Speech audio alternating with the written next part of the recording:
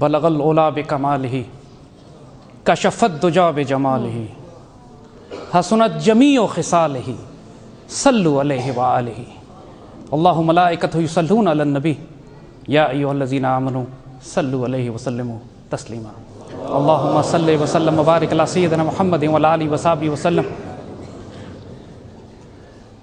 محترم سید صاحب کی اجازت سے علماء کرام، ہمارے بھائیوں، السلام علیکم ورحمۃ اللہ وبرکاتہ۔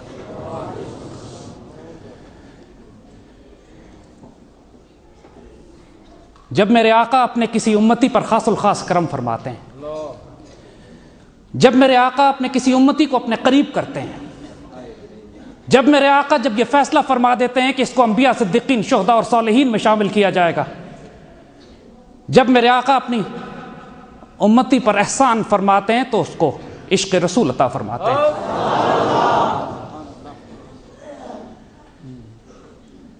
میرے ساتھیوں، ایک بات یاد رکھیے گا، عشق رسول کمایا نہیں جاتا، عشق رسول دربار نبوی کی عطا ہے۔ عشق رسول اس کو عطا کیا جاتا ہے جو ادب اور خدمت کی انتہا پر پہنچتا ہے۔ ادب پہلا قرینہ ہے محبت کے قرینوں میں، بے ادب کے نصیب میں کچھ بھی نہیں۔ اور یہ یاد رکھیے گا کہ عشق رسول کی اداؤں پر نہ تو کوئی تنقید ہے، نہ ان کی تقلید ہے، نہ ان پر کوئی فتویٰ ہے، نہ ان کی کوئی انتہا ہے۔ عشق رسول کی اداؤں پر نہ کوئی تنقید ہے، نہ کوئی تقلید ہے، نہ کوئی فتویٰ ہے، نہ کوئی انتہا ہے۔ کسی فقہ کی کتاب میں نہیں لکھا ہوتا، کسی فتووں کی کتاب میں نہیں لکھا ہوتا کہ عاشق رسول کو عشق رسول کا اظہار کس طرح کرنا ہے۔ غزوہ احد کے موقع پر میرے آقا کے دندان مبارک شہید ہوتے ہیں، سیدنا اویس قرنی اپنے تمام دندان شہید کر لیتے ہیں۔ یہ فقہ کا مسئلہ نہیں، یہ عشق رسول کی بات ہے۔ اس پر فتوے نہیں، نہ اس کی تقلید ہے۔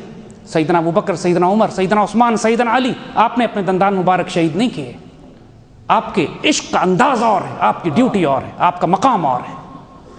سیدنا اویس کا عشق کا انداز اور ہے، اسی لیے اس کی تقلید نہیں۔ ہر عاشق اپنی جگہ جو اس کو عطا فرماتے ہیں میرے آقا، اس کے مطابق اپنے عشق کا اظہار کرتا ہے۔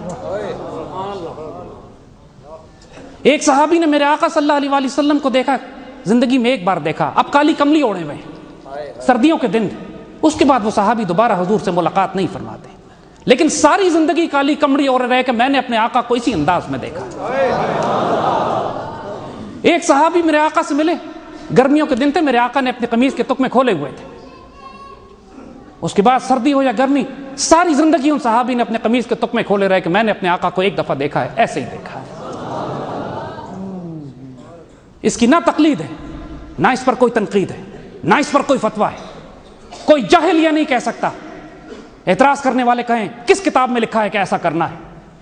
یہ کتابوں کے نہیں، یہ عشق رسول کے معاملات ہیں، یہ قلب کے معاملات ہیں۔ غزوہ کا موقع ہے، میرے آقا اعلان فرماتے ہیں جہاد کے لیے جس کے پاس جو ہے لے کر حاضر ہو۔ ایک مسلمان صحابیہ آنسوؤں سے روتی ہیں، کچھ بھی نہیں پاس اپنے، لیکن پیچھے بھی نہیں رہنا چاہتی، میرے آقا کے پاس حاضر ہوتی ہیں، اپنا دودھ پیتا بچہ لے کر آتی ہیں۔ سیدی پوچھتے ہیں اس کا میں کیا کروں گا؟ فرماتے میرے آقا میرے پاس کچھ بھی نہیں، جب آپ کے اوپر تیروں کی بارش ہو تو اس بچے کو آگے کر دیجیے گا، تیر اس کو لگیں گے، آپ کے وجود مبارک پر تیر نہیں پہنچے گا۔ یہ عشق رسول ہے، یہ عشق رسول کی ادائیں ہیں جن کی نہ کوئی انتہا ہے، جن پر نہ کوئی تنقید ہے، جن کی نہ کوئی تقلید ہے، جن پر نہ کوئی فتوے ہیں۔ امام مالک، فقہ کے اتنے بڑے امام، مالکی فقہ آپ سے چلتا ہے، مدینہ منورہ میں کبھی جوتے نہیں پہنے کہ میرے آقا یہاں پہ، کبھی گھوڑے پہ سواری پہ سوار نہیں ہوئے مدینے میں کہ میرے آقا صلی اللہ علیہ وسلم یہاں پر چلتے پھرتے۔ یہ ادب کے معاملات ہیں، یہ عشق رسول کے معاملات ہیں۔ ادب رسول، صلح حدیبیہ کے موقع پر کفار نے جب آ کے حضور کی محفل دیکھی تو جا کے کفار سے کہتا ہے اس جماعت سے جنگ نہ کرنا. ہم قیصر و کسریٰ کے درباروں میں گئے لیکن ہم نے کسی دربار میں وہ ادب نہیں دیکھا جو محمد صلی اللہ علیہ وآلہ وسلم کے صحابہ اپنے نبی کا ادب کرتے ہیں. میرے آقا وضو فرماتے ہیں تو وضو کا پانی نیچے نہیں گرتا, صحابہ اس کو اپنے وجود پہ مل لیتے ہیں. ابھی سیدی استاد نے مثال دی کہ میرے آقا کا پسینہ مبارک زمین پر نہیں گرتا کہ صحابی اس سے عطر بنا لیتے ہیں. میرے آقا تھوکتے ہیں, زمین پہ تھوک نہیں گرتی کہ صحابہ اس کو لے کے اپنے وجود پر مل لیتے ہیں. اور یہ باتیں تو پھر نفس حرام نہیں. عجیب بات ہے, ایک صحابی نے عشق رسول میں حرام عمل کیا اور جنت کی بشارت پا گئے. میرے آقا نے ایک دفعہ اپنا علاج کرانے کے لیے خون نکلوایا, کچھ خون نکلا آپ کا اور ایک پیالے میں جمع ہو گیا. آپ نے ایک صحابی کو دیا کہ جاؤ اس کو کہیں پھینکاؤ. تھوڑی دیر کے بعد وہ صحابی تشریف لاتے ہیں, سیدی دیکھتے ہی پہچان لیتے ہیں. پوچھا کیا کیا اس خون کا؟ کہ سیدی مجھے شرم آئی کہ آپ کا خون زمین پہ پھینکا جاتا, میں اس کو پی گیا. خون پینا تو ظاہراً حرام ہے. اب سیدی نے کیا فرمایا؟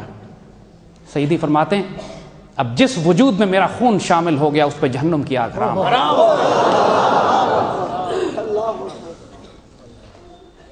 میرے ساتھیوں, ہمارے بزرگوں, جو کچھ نصیب ہوتا ہے ایک بندے مومن کو ادب رسول,